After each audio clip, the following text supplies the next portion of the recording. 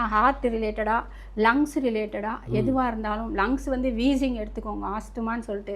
Wheezing வந்து இன்றைக்கும் puff தான். எவ்வளோ டாக்டர்ஸ் வந்து அதுதான் ப்ரிஸ்கிரைப் பண்ணுறாங்க.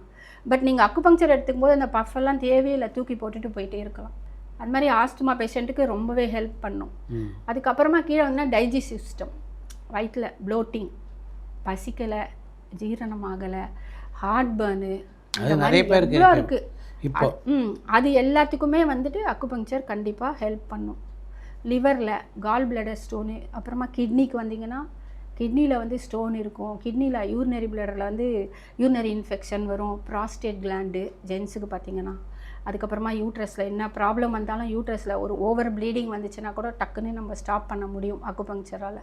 அதே மாதிரி ப்ரீமென்ஸ்ட்ரல் சிண்ட்ரோம் சொல்லுவாங்க. பீரியட்ஸ்க்கு முன்னாடி நிறைய பிரச்சனை, அதாவது வாமிட்டிங் செஞ்சுட்டு இருக்கோம், வலி இருக்கும், அவங்களுக்கெல்லாம் சரிப்படுத்தலாம்.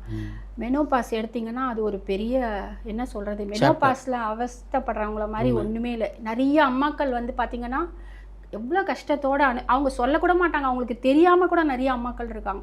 ஹார்ட் ஃப்ளஷ் வரும் அவங்களுக்கு, நைட்டில் டக்குன்னு உடம்பு அப்படியே சூடாகி டக்குன்னு குளிரும், அப்படியே வேர்த்து கொட்டிடும். அதை சரிப்படுத்தலாம். மூட் ஸ்விங் இருக்கும், ஒரு மாதிரி மனசு ஒரே மாதிரி ஸ்ட்ரெஸ்ஃபுல்லாகவே கண்டிப்பாக இருக்கும். அப்போ வந்து அவங்களுக்கு வந்துட்டு கேஸ்ட்ரைட்டிஸ் பயங்கரமாக வரும், ப்ளோட்டிங் வரும். சில பேர் ஹார்ட் அட்டாக்குன்னு கூட நினைப்பாங்க, அந்த அளவுக்கு கேஸ் நிறைய வரும் அந்த டைமில். ஏன்னா ஈஸ்ட்ரஜன் ஹார்மோன் வந்து ரெடியூஸ் ஆகிறதுனால இந்த பிரச்சனைகள் எல்லாம் வரும். ஸோ முன்னாடியே தெரிஞ்சால் அவங்க வந்து கண்டிப்பாக அதே மாதிரி